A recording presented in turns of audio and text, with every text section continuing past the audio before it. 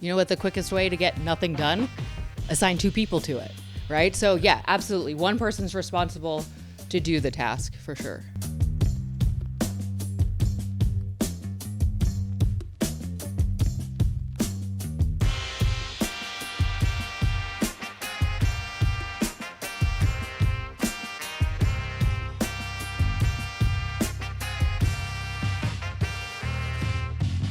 All right, so Alex, we're recording this episode on December 30th, so right before the end of the year. Mm-hmm. So that usually means, what are you planning for the next year, right? I feel like that's when everyone does their how did the year go? What are we doing for next year? So anyways, this all is going to make sense in a second because I just had today actually my call with our DSO to go over the 2026 budget, and not budget from like how much money there is. It's more like what are we budgeting for? How are we doing things? What initiatives do we want to do? And so I was talking to her and she was like, hey, here's the main thing that you guys sucked at in 2025 and we have to fix. Okay. It was hygiene cancellations. So she was telling me we were good at reappointment rate, which is, making sure when a patient's about to leave that the hygienist or whoever is saying, hey, we need to get you booked out 6 months or 3 months, however long it is. Let's get that scheduled, right? Mm-hmm. That we were good at. What we were bad at is them actually showing up to the appointment. So in my head, I think forever, I would always just look at reappointment rate, right? And say like, oh yeah, we're 90% reappointment rate. We're good. But then I was looking at our schedule and I kind of noticed it. Like I knew this was going to come a little bit. And I was like, but why? Like we have 2 hygienists at each office. Like their schedule is never full. Yeah. And I know you have thoughts on that. When we were running the practices fully ourselves, I know you had a good system in place. But then we also realized our good friend, Dr. Green, Chris Green, who's been on the podcast a few times, in passing like a couple months ago, he was telling us he has a really good system for making sure the hygiene patients actually also show up for the appointment. So when he looks at the end of the day, he's like, okay, not only did we pre-schedule people, but they're also coming in. Yeah. I mean, so Chris, thanks for coming on. I figured we could deep dive into this and this would just be good to talk about because it's so topical to like what we're dealing with at our offices. Yeah, well, good to see you guys and thanks for having me again. I think that this topic is something I've seen almost every office complain about the last couple of years. It seems like the patient bases, it doesn't matter what practice you have, just don't respect our hygienist time that much. They don't care if they cancel or reschedule last minute. They have other better things, more interesting things going on than their dental appointment. So they're fine with just shuffling that around. That's like something if they look in their digital calendar, it's like, oh, that's optional. It's like almost like become that way. And it makes it really hard on us when we're paying hygiene as much as we are.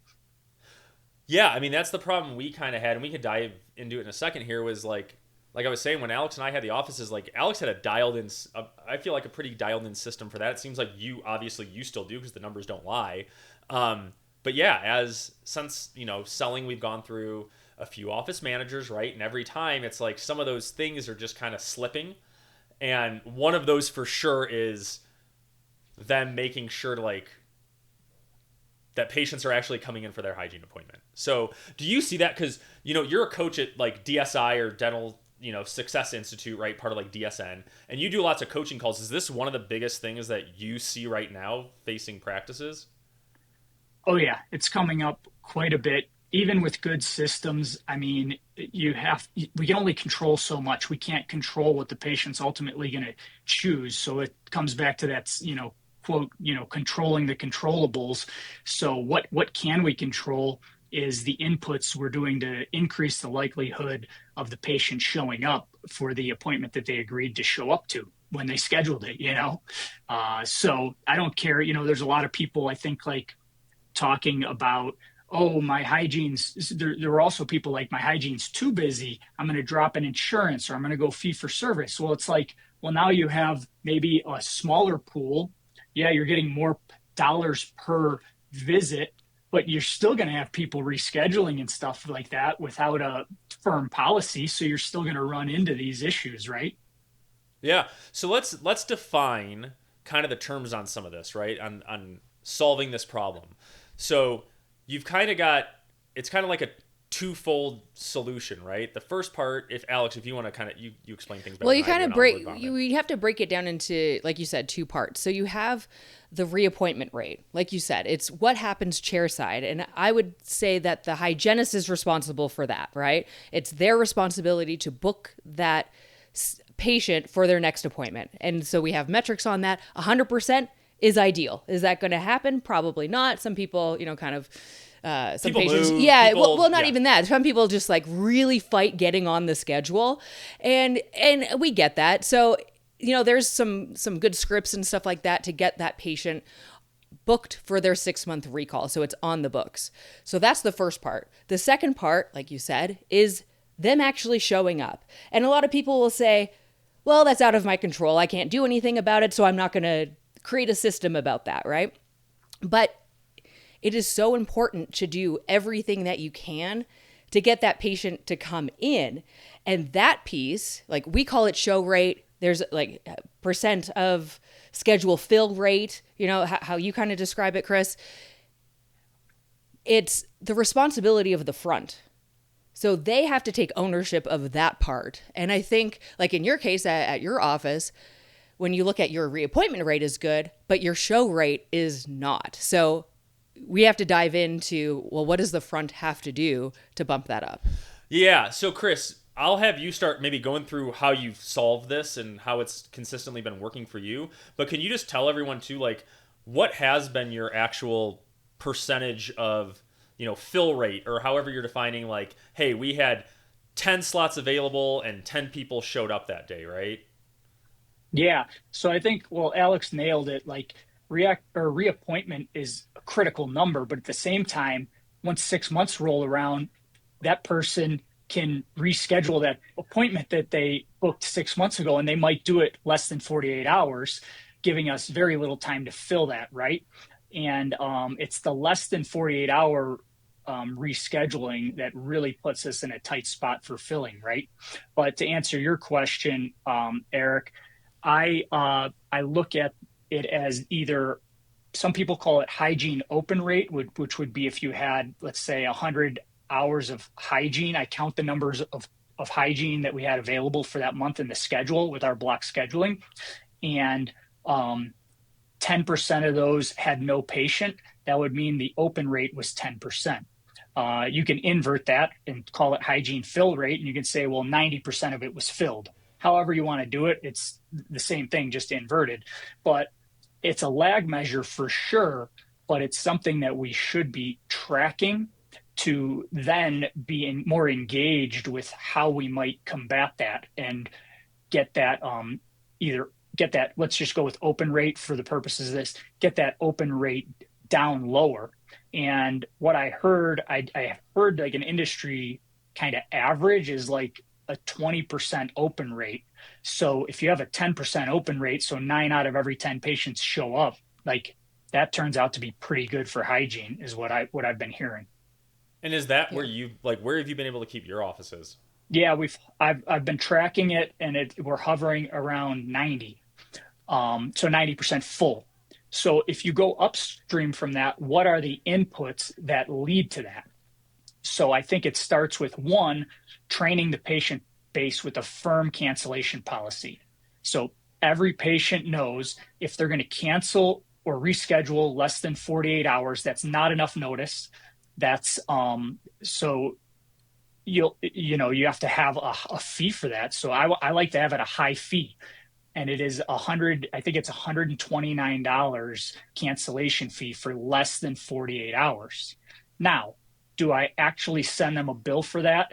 If this is a good patient that's been coming up to us for 3 years and something comes up and they cancel less than 48 hours, I'm not going to punish them. But what I learned actually from our friend Paul Etchison a handful of years ago, and you guys were at this event, he was sending a letter out that said, with a statement stapled to it, snail mail. And yes, this requires somebody to do, but this really worked in training the patient base. So first offense, they get a letter. Hey, this was your first offense. Basically, I don't think it says offense. That's a little bit aggressive, but whatever it says, and we could share that with people if you want. it's 120, it's 129 dollars for this cancellation. We're going to go ahead and waive that for you this time, but please be aware of this in the future. So it's kind of like a slap on the wrist, but it's, you're getting in their head, right? The second one, we also waive, but we're a little bit more stern on that one. And by the third one, that's a bad patient. So they are only allowed same day appointments at that point. It's like, hey, sorry, this was premium real estate in our schedule. It seems like, you're having trouble keeping these appointments. We're happy to keep you as a patient, but you're going to have to kind of fill the schedule last minute for us. We'll throw you on the ASAP list. Yeah, absolutely. Like we had something like similar to that, like kind of the 3-strike rule. Our biggest problem was that we would tell one person, like the scheduler would know, but no one in the office knew. Like they knew there was a cancellation policy, but they had no idea what it was. You need to let everyone in your office know that that is what it is. The hygienist needs to know, because when they're pre-booking these appointments, just say that line. Just say it. That, like, it starts at every contact point with that patient. You need to reiterate it. Like, how many times have I gone to my hairdresser and they keep telling me, if you cancel within, this much, it's so natural. I don't know why some people in the dental office, we get so scared to like say it because we're going to lose a patient or something like that. It is so common now that everyone in the office just needs to be familiar with it, know how to say it, and know what your rules are. I mean, if anything, we're a healthcare facility, right? Like, we're probably considered at a higher standard maybe than even like, a hair salon, right? Or getting your nails done. And so you'd think patients, if I was a patient and it was my doctor doing it, I would probably hold them in higher regard. And if they had a cancellation policy, I'd probably respect that even more. So I don't know why, and this kind of, Chris, goes into the next thing is, we had something similar to that. I think we had listened to what Paul had said too. The big issue I'm running into now, and maybe you can help me figure out how to solve this, is we've told everyone, hey, there's a cancellation policy. Ours is less than yours. I should bump it up now that you mention it. It's got to be enough to make it feel or sound like pain. Yeah. And I mean, we've had people even call. Sorry, go ahead. No. And then the problem becomes getting them to actually follow through, because Alex was kind of alluding to it. Like, I'll tell them that. They'll say, okay. And then I'll look, and they never put in the missed appointment fee, right? They never track it. We have codes. We actually had codes, how we did it, where it was like an internal code that was $50 missed appointment fee, $50 missed appointment fee waived, right? So it would balance out the account. Yes, right? And exactly. then after a certain amount, then you would put it on the account and you would keep it. Yep. Like I said, when we were just running it was more ours. Like, we were pretty like, you got to do this, and you had to be on it with your team. I've noticed that's kind of fallen off a little bit. So let's address that one. How do you get your team to do that piece? Because then I have another follow-up one that we're having an issue with too. If you like our podcast, check out Alex's newsletter, Just 2 Minutes. It's full of great advice, which makes sense considering it's her thoughts and not me sidetracking her every 2 seconds. You can subscribe at coupleofdentists.com. The link is in the show notes. Now, back to the pod. Well, exactly. You need a dummy code. So either canceled. So we have a canceled less than 48 hours dummy code. We don't really track if they canceled with more than 48 hours or rescheduled more than 48 hours, because that's, in our office, not a quote unquote punishable offense, so to speak. We're not punishing, but you know what I mean? And then we also had, we raised it from 50 to 129. So it sounds harsher. And then it's 129 waived. The way to get the team to abide by it is one person's going to own this system. Okay.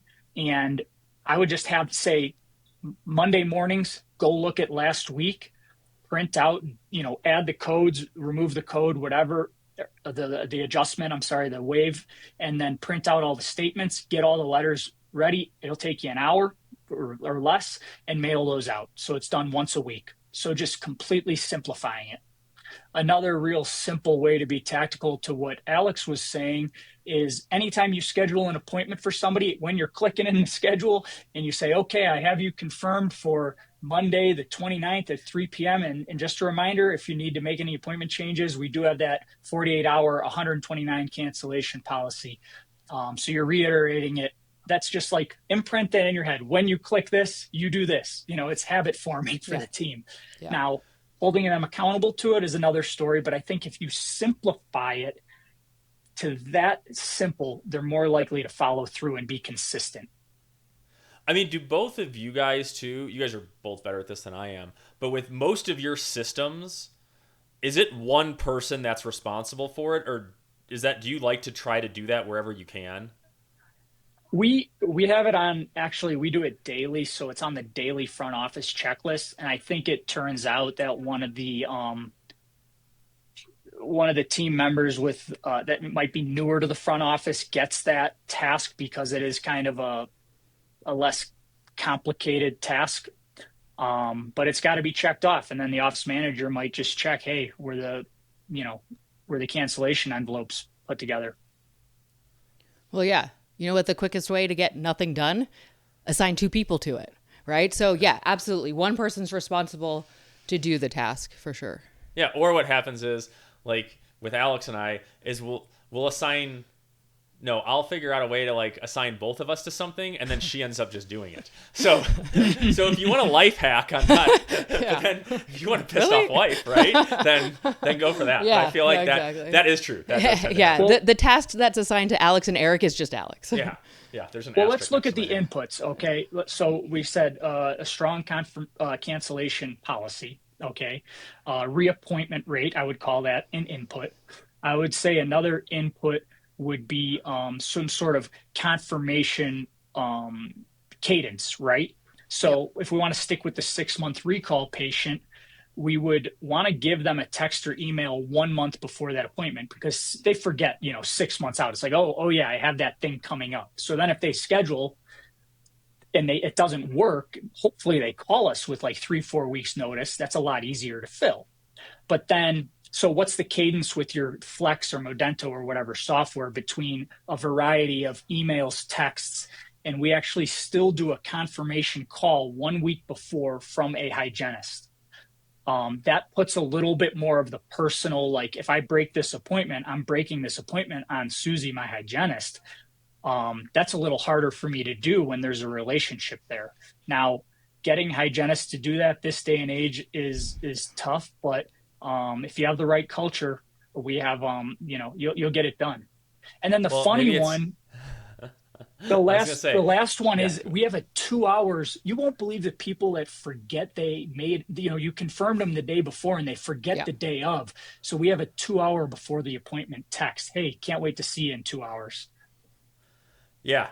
No, that all makes sense. We have that problem too. Like I see so many things that are marked like so in open dental, right? Like a lot of us you can set appointment statuses, right? So a color code in that top right can tell you if it's green they're checked out, if it's blue they're confirmed, whatever you want to do, right? There's Yeah. so many people that we have marked like blue and confirmed, and then we're like you just confirmed, and we have like confirmation like through our comm logs that they confirmed like a day ago. So it's like you literally just confirmed a day ago. Why did you not show up? Like you're right. Yeah. That tends to happen. It's fascinating how neglectful people can be. Yeah. And you do a combination. So it looks like you do a combination of email, text, and a call to Yes. make sure you target every single type of way, to get in touch with someone. No, that's really important because we played around with that too. It's like, what is that cadence? Is it 2 weeks before text and then a 1 week email and then a 3-day, whatever. So that's good that you found like what works the best. So, Yeah, I think- just go over yeah. that again. You do a 1 month So email for or just text. talking, yeah, recalls. Okay. Yeah. I think, want me to just read it? I'll find it here. I think it's a 1 month is, and you could do any combination, play with different combinations. I don't know where it is. Oh yeah, here. 1 month is a text. 2 weeks is an email. 1 week is a call from the hygienist. 3 days before, so 72 hours before, is a text. Then if they're still unconfirmed in open dental, with the blue dot or whatever, and we call them at 48 hours and we tell them, if we do not hear from you, we are going to have to open this up to another patient. And then if they don't by the end of the day, they're supposed to move it to the dummy column. Yep. And if both patients show up maybe it works out and we just figure it out. Maybe we have to Yep. say, hey, can you grab your phone? Have you been getting the texts and emails? Just in a softer way of just saying, you're a freaking idiot. You got me. um, Yeah. and then there's the 2 hours before they get a text. So that's the cadence that we have on the confirmations. And some people say, oh, I'm not going to have anybody make any calls anymore. That's archaic. Well, it still works. And Yeah. we tell people to save our phone number in their phone so it doesn't look like just a spam call. So just, hey, a lot of times if it's a new patient call, we'll be like, hey, and go ahead and save our number in your phones in case you get any texts or calls from us, you know who it's from. That's actually a Yeah. really good tip, Yeah, that right? is a I good feel tip. like that would help a lot because no one answers, especially if you're in like, my phone number is still an Indianapolis one, right? Like the area code. And so like if I see stuff and it comes from like we're in Denver, so if it's like a 303 or a 720, if I don't have it, I'm not going to answer it, right? And I feel like a lot of people don't Yeah. answer calls Yeah. that they People don't screen a have it. lot. Yeah. Yeah. So, yeah, that's actually a really good tip. There's Yeah. So, another okay, go ahead. another trick that goes along with that is when they're doing confirmation calls, if they call and get voicemail, hang up and call again. And then if they don't answer the second time, then leave the voicemail. Because when you get that Oh, first call, it's like it's spam. The second time, it's like, wait, who's calling me? Maybe I need to answer this. that's a great Yeah, that's tip. actually smart That's a too. great tip. Yeah, that's a Yeah. good little hack. Um, uh, Okay, so I have a couple follow-ups okay, on you that. go. So, if it's been a month out and you've did whatever you did, whether it was a call, a phone, whatever it is, and they confirm, do you mark it as confirmed and then you don't do any other ones, or do you still do some of those closer follow-ups, like Like the reminders. yeah, reminders? I mean, when We do when do you we do say all of they've them. confirmed? You do all of them, even if they confirm. When do you like cut it off? If it's like 72 hours before, do you say okay, they're good, or do you still like 2 hours before? I'm still texting you. Yeah. Well, they still get all of them. Okay. They don't get the less than 48-hour one because they've confirmed. Yeah. Yeah. So if they confirmed on the text at the 1 month text, and the hygienist calls at the 1 week mark, they say, hey, thank you so much. I see that you confirmed via text. Just following up, just wanted to say, looking forward to seeing you. And, you know, that's it. I mean, the call, people are bombarded by calls, text, emails these days. If somebody gets grouchy about it, then just say, okay, if you're positive, you understand the policy and you're not going to miss your appointments, then we'll opt you out of the texts or we'll opt you out Yeah. of the Yeah. emails. I mean, how Yeah. often does But you're that happen? You'll get one Yeah. yeah. grumpy Yeah. I know. boomer a month. Yeah. Yeah.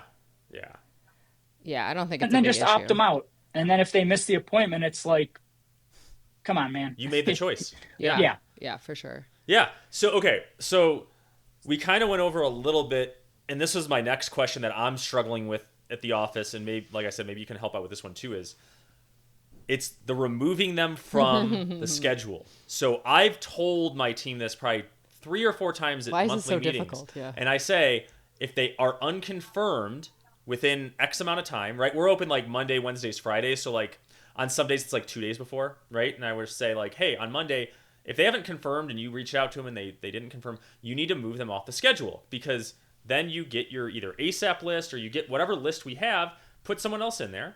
And if Yep. that person, like you said, shows up, which 90% of the Yeah. time they don't, Yeah. right? Then you figure it out and you say what you said. Hey, can we check your phone? Are you getting our messages? Because we messaged you a lot. We bug the hell out of you guys, right? Like, let me know if we may have the wrong number here. Yeah. And then you see them if you can, right? I cannot convince my team to like, they are so scared of moving it off because I think they're so afraid of the patient showing up and getting like yelled at, right?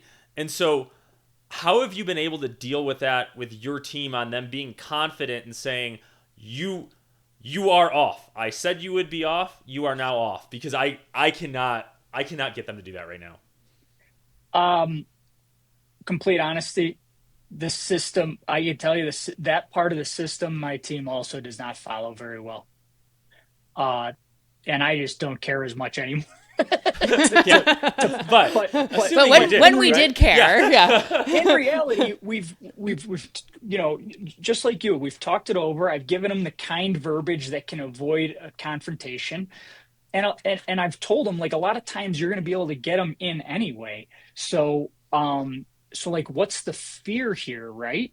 They, I don't know. They just, and I don't want to make their lives harder than it is at the front. Like, so I respect that, as long as that's not killing us. I mean, in an ideal world, they're doing that dummy column system, but I'm not going to take that one to the grave and die on that hill, so to speak. So I do die on that hill. So Yeah, I know when you do. I was Alex does pretty for strict sure. with this. I was like, well, if they're not confirmed, they're off my schedule. And this was how I framed it to them. I said, if there's a bunch of unconfirmed appointments on my schedule, I cannot see someone who actually needs to be seen. If there's an emergency, we're not going to be able to fit them in. If there's someone that, needs to stay for treatment, I can't do that because my schedule is cluttered. So Hmm. I need this to be as realistic as possible. And if they haven't confirmed, get them off so I can see someone that actually needs to be seen. And Yeah. that's how I tried to frame it. It was like I'm trying to help more people, which I was, but that's how I did it. And still, even with that, I still had to remind them constantly at the end of the day, okay, who's not confirmed, get them off, move them over to the other side. I am not seeing them. Or like, we know they're not coming, and like you guys both said, if they do show up, that 10% that actually walk in the door, you know what? We can probably figure out how to see them at that point. Right. Right. Yeah, I mean, so Chris, and then maybe this is just me being more cynical about it. I think part of the issue is there's no there's no incentive really for them to do it, right? Because they don't get paid more or less if they don't do that. And they can avoid a bad conversation, right? Like if I don't do this, I'm not going to get fired for it, right? Like I don't think so. Like they don't really follow it too strictly, so like I can let this one go. And if the patient doesn't show up, no sweat off my back. I got other stuff I can do. The hygienist doesn't see anyone, but they're getting paid hourly anyways, so like they get their money. It doesn't really affect them or hurt them. I'm talking like hygiene, not the doctor Yeah. side. And there's no real consequence. There's no consequence to me. All there is a negative, is that someone comes in and I potentially get yelled at. So I think in their head, they're just like, this is one that I don't want to follow because I don't see the benefits of it. The benefit is maybe we get to see people, right? Or the doctor's schedule is full, but like, it doesn't help me. Like I'm not incentivized for this. So I don't know. That's just more the cynic Yeah. in me, but I think that's part of it. I think if I cared enough, you could gamify it and be like, listen, I know the one offs where the patient actually does show, and now you have two patients. Let's just humor me. Let's do this for 90 days, guys. Track how many times the patient shows was unconfirmed like this, right? And how many times that we truly couldn't get him in and had to send him away, and you had to have a really hard conversation. If it's 1 out of 20 over 90 days, like, but the system's working and we're seeing more patients and having a better show rate and fill rate, then now you have some sample size that it works, and it wasn't as bad as we thought, because we're going to exacerbate the negativity bias, like, oh, it's always that one time both people showed up and my life was miserable because that person stormed out and was mad at me. It's like, let's Well, yeah, you actually track always this. everyone. What is that? There's Yeah, some yeah. principle where like people tend to like remember the negative more than the positive, Well, right? sure. And so So yeah, yeah, you can absolutely track it. I think that's good. I would probably even like count, because like your beginning of the day schedule is different than your end of day schedule for sometimes. And I think if you counted how many open hours, like kind of like you said, that you have, and if you track that and you're like, I need this to be 90% full, and at the end of the day we're counting, well then bonus them on that, or gamify that, like the Yeah. outcome of it, of like, hey, if you keep this full, you get something or whatever it is. So if Yeah. that's like if you're struggling to try to keep that system working. Yeah, either way, I think, yeah. If like me and Eric, I think gave up caring on some of this stuff, like full transparency, like, right? Like a couple yeah, years ago, maybe we cared a little more, yeah. but it's like, geez, this is like, this is difficult to get them to stick to that particular thing. But well, let's move on. And one thing I wanted to definitely mention is everybody has like an online scheduling platform these days. Mhm. What people don't realize is you still have to call those people and confirm them. So if you'll see, like, if your online scheduling no-show rate is high, well, you can't just assume they're going to show up. You have to have, if it's a new patient scheduling online, you have to call them and put them through the normal new patient process after they schedule online. The online scheduling is to lower the barrier, but we still have to get all of our information to get you in the door. Oh yeah, it doesn't end there, right? And I Absolutely. think because like we still use Flex, right? So our team knows when someone's scheduled online because it'll say like Flex schedule, right? I'm sure most of the patient engagement softwares, no matter what you're doing, probably have something similar to that where they put it in your PMS system like Open Dental and it'll tell you that this came from here, right? So you know how to track it. But yeah, our team does not do a good job of that either. It's almost like, hey, the internet did this. I don't have to do anything else, right? And you're totally right. A lot of times it's either missing information, Mhm. right? You need to also confirm because what ends up happening, right? Like for us, if they schedule online, it'll show up in Open Dental, and let's say you had a team member, you were outsourcing um, like insurance verification or just getting insurance information, right? A lot of times, I mean those member IDs are long, right? Like their name could be misspelled wrong, right? When the person's doing the work in online, they can make errors, right? There's human errors that can happen. So a lot of times what would happen is those it was not online scheduling was awesome because it lowered the barrier like you said. But you'd also find some more errors where either like they didn't know they put the group numbers the member ID or they did switch to this or this or they said they had Anthem when they had United Healthcare, right? And so we ended up having a lot of issues where when we were trying to verify the patient and go through it, we had a hard time with that. So I feel like on the front end, like you said, I mean, ideally, what were you doing? Were you, when you saw something come in the schedule, did you have your team look out and say, either you got a ping that someone scheduled or you looked like 2 weeks out and you said, hey, this person booked on, through our online scheduling system. Let's call them and confirm the information is correct. Yep. No, exactly that. I mean, there's nothing more to it than that. You got Yeah, to confirm, and we then we fill out the new patient. We have a new patient call intake form. We just fill that all out and make sure everything's accurate. we all know Eric wants more friends. If you're enjoying this episode, share the podcast and then tell them to DM Eric so he can hit his quota of one new friend per day. Now back to the episode. Yeah, and we just framed it as like a welcome phone call. Yeah. Like, Yeah. yeah, it's like, hey, yeah, we saw, because sometimes what happens because the barrier is so low, people book anywhere. They like book Yeah. multiple places and then they forget that they, booked. They're like, which one did I book at? And they're all, every dental Yeah. office is all the same. And so they're not showing up because they got in sooner somewhere else. When I used to see the flex schedule, mostly for new patients that got scheduled online, I like to use those as almost on like the ASAP list too. So when they would book Yeah. out in a couple weeks, they're looking at like a static schedule that, has changed. So I tell the front, hey, if you have like an opening tomorrow because we moved that patient off the schedule and now there's an opening, call that flex schedule patient, the person who booked online, because they might be able to come in earlier. Like when they were scheduling the appointment, maybe there wasn't a bunch of availability at that time. So that's what we would do to kind of move people up, to get them seen sooner, so that now my problem becomes, oh, in 2 weeks I have to fill that open spot and not like today. So Yeah. then, yeah, Chris, my question was, so like when you gave a shit like me, right, and we we followed everything. The when someone say gets thrown off the schedule, how did you guys use the? Did you guys use an ASAP list? Did you also look at patients that were scheduled, say, a week out at the same time and try to move them forward? And we're talking just hygiene here, Yeah. right? Yeah. Not treatment. But that could apply to new patients if your new patients go through hygiene, right? Yep. Did you do both of those? Like none of them? Like how did you guys fill the actual now open spot at the last minute? Yeah. So, yeah, I think this is phase two of the conversation. Like we wanted to give when we did the pre-call, like real tactical stuff. So phase one was like the inputs. Now it's like okay, so how do you fill? So I'm going to read off a list of these are all the ways that I could think of. Some are higher priority than others. So first priority is the ASAP list.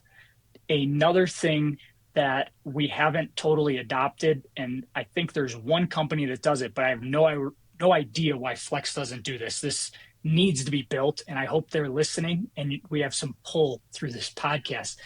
They need to, so if it's Thursday of this week, they need to scan my schedule for the next week, look at all the hygiene openings. Let's say there's 4 recare slots. Say Monday, we have the following hygiene openings next week: Monday, 2 p.m., Tuesday, 9 a.m., yada, yada. So there, and it goes out to any unscheduled hygiene person, and they could click right there and claim it right there on a text. I have a chiropractor that has a massage therapist that does this. Why is, I think Next Health is the only one that has this feature. Like, this is the most obvious feature that we should have, and Flex can't do it. I've tried a million different ways. It has to be done manually. We're good friends with Brennan. We'll ask him. He's the founder of it. I mean, he doesn't own it anymore, but I can ask him if they ever thought of this. No, that's a great system to, because you have these filled spots, and people are absolutely going to claim them. So that's not a less than 48-hour strategy, but it's for the cancellation. No, that's super smart. So, because it's just like it's for like the 6-month recalls that canceled more than 48 hours and moved out another month. Okay, so let's go down the list. So we got ASAP list. So then, do you right now do that manually? I've been trying to get us to, but then the schedule's full. It's like anything, people don't start doing it till like we feel the pain of it, and it's so that's fair. Yeah. I don't know if they've totally adopted it. I'm trying to streamline it so it gets done, and I can't seem to find a very simple way to do it. We should be discussing the holes in morning huddle and saying, are there any people that we could move up a week earlier, barring any insurance frequency limitations? We can look through the restorative schedule to see anybody that needs hygiene. We can look at family members that need hygiene, where the family member's coming in. And I guess when all else fails, put the hygienist to work in a hygiene downtime checklist, because I don't make them clock out. I just, I don't make my hygienist clock out when patients don't show. You don't? Yeah. I mean, we never did too. I mean, you're right though. Like, they are expensive, so you kind of want them to not just be like in the break room, right? And if they can be proactive, but that potentially should be an easier sell with the hygienist, is like, hey, the advantage you have is you're getting paid regardless. Because I agree. I think if you try to do that, it's already hard to find hygienists. If you made them clock out every time someone, like, good luck ever finding one, right?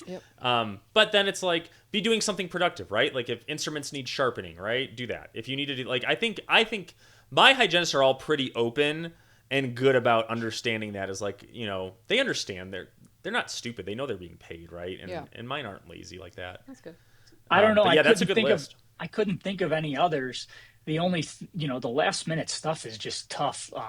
And so, you can look at, you could, some older, let's talk about reactivation, which this isn't going to fill. This may fill last minute, but it's a little harder to fill last minute with people you're reactivating in hygiene. And I think that comes back to,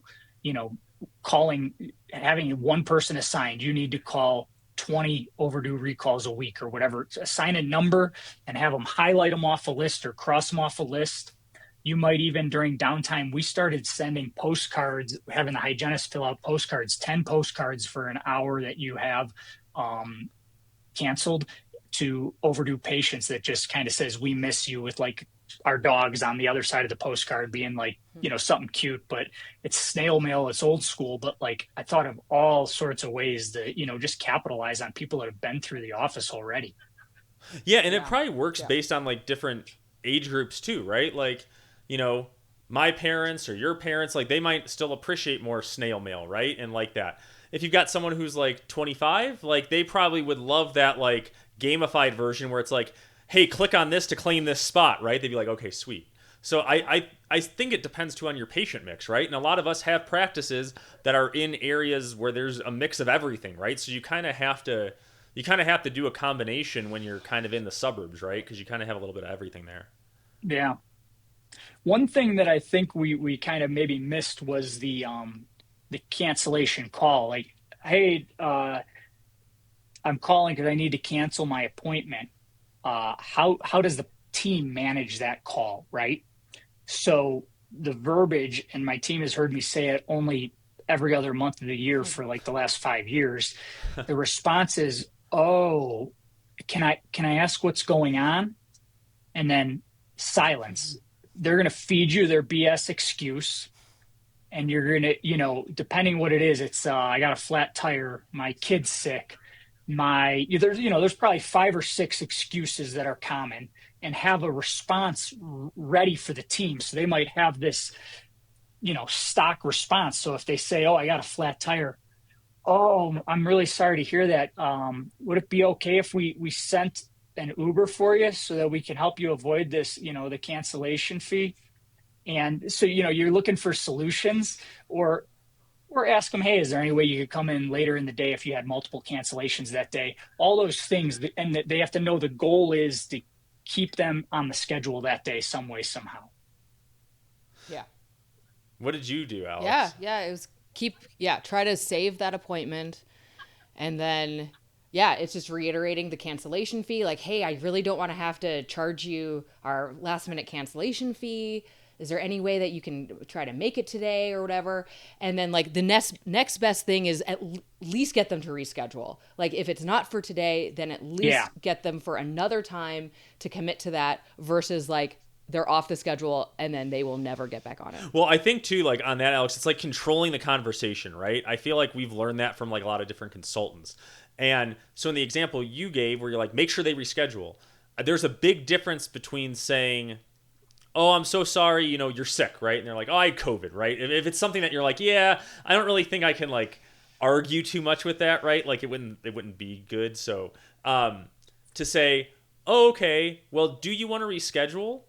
versus saying, "When can we reschedule you?" Right? Even just switching one word, it gives you control over the conversation, and you're not giving them an option. It's like when we talk about like case acceptance stuff, right? Like you don't say like, "Do you want to schedule the crown?" It's, "When do you want to schedule the crown?" Right? Like just using that type of term, so now you have the power back in the conversation. You can get them rescheduled, because at the end of the day, we still are in healthcare and we want to see patients and we want to take care of them. It's not like we're only doing this because it's like, oh, there's money signs on if you reschedule them. You're also helping someone improve their oral health, right? And so I think framing that to the team as well, that like we're actually also helping people.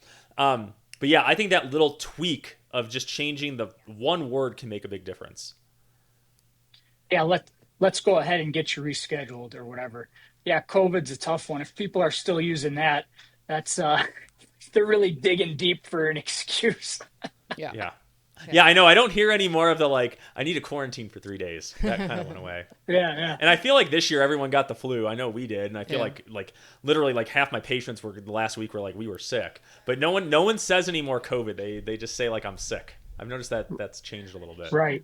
But how many times does somebody call to reschedule and then you hear like a team member go, "Okay, no problem. When did you want to come in?" Yep. And you're Yep. like, "Oh my." I No, know. I I know. had to talk Yeah. to. I know. I recently know. had that with like my hygienist, who's awesome. I realized this a couple days ago. It's like I just need to like go back and like talk to her about it again, because she is great at stuff. But with fluoride, she had said, instead of saying, like, "This patient has always done fluoride," right? And so the assumption is they're going to want to do it, right? So we say, "All right, I'm done polishing, flossing. We got you cleaned up. All right, let's get that fluoride on you," right? Or just tell them that's what you're going to do, versus saying, "Do you want a fluoride treatment today or not?" Right? And it's Yeah. like, well, what's someone going to say when you say that? Like, Well, maybe and you don't today have I to. don't. Yeah, Yeah, exactly. you don't Yeah. have to like force it on them, and you even say, "Hey, it looks like we've always done fluoride treatment on you, and it's helped prevent cavity. Right? There's no cavities this time. That's great. Let's do it again." Right? And so yeah, that was one where I was like, "Don't ask, do you want to?" and then say something like, "Or not." Like, Yeah. I know for me, like Alex, you always give me shit on it. Like if I say something like not confidently, right, then of course the person's gonna say no to it. So it's like, Right. and Well, and also, you shouldn't frame it as a yes or a no. It Yeah. should be a yes or a yes somehow. Yeah. Right. Yep. So it's just how you Totally. frame it. It's how to talk to people. yeah. So I mean, I don't know. That's pretty good that you've been able, like, because going back to the very beginning of our conversation, is I was told our last minute, our fill rate, our, let's say, open rate, right? Our open rate at one of our offices was like hovering at like 30% plus, and I was like, oh man, right? Like I don't track the same way I did, right? And I was like, yeah, that's a big issue. And then I was talking to our director of operations there, and she's like, yeah, I have a game plan for it. And she literally just said everything that you just said like 20 minutes ago. And I was like, that's great. We used to do something similar to that. We aren't doing it anymore. Can you guys start doing it? So I think like the consensus is like what Chris was describing is a very good solution that a lot of people use. And I mean, it makes a big difference, right? Like your office, you guys are doing it, right? I know you'll joke and say, hey, I don't care, but I know you still care, Chris. Like that's just your personality. And you guys have been able to do it, and you guys are at 90% fill rate for hygiene. When you are paying a hygienist $60+ an hour here in Colorado, you can't have like we do, like a 30% no-show rate, right? No, you get to a point and you got to fire someone. Yeah, it's like it I mean, doesn't make sense. That's when you start looking and you're like, well, I have 2 hygienists. Do I need 1 now? And you don't want to have to do that. You want your practice to grow and be successful and see more people. So, I think this system is something like everyone needs to figure out. You need to first look and, like you said, you need to diagnose it and see where you're at. Which I would imagine in most open dentals or Dentrix or EagleSoft, there's reports that are easy to pull, right, and find that.